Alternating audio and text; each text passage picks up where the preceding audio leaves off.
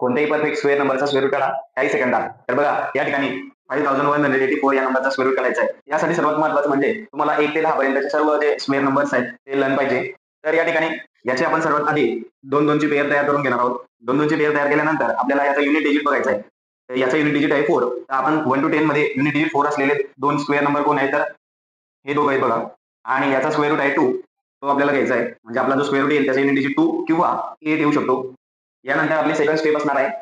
हा 51 कोणत्या दोन नंबरच्या स्क्वेअर नंबरच्या मध्ये आहे तर बघा 7 आणि 8 या दोघांच्या मध्ये येतो 51. मग आपण या ठिकाणी 49 म्हणजे याचा आपला जो 10 प्लेसचा डिजिट आहे तो एक तर 7 येऊ शकतो किंवा 8 येऊ शकतो. ओके, तर यापैकी कोणता आपल्याला घ्यायचा आहे तर बघा 51च्या जवळचे दोन स्क्वेअर नंबर कोण आहेत तर 49 आणि दुसरा आहे 64.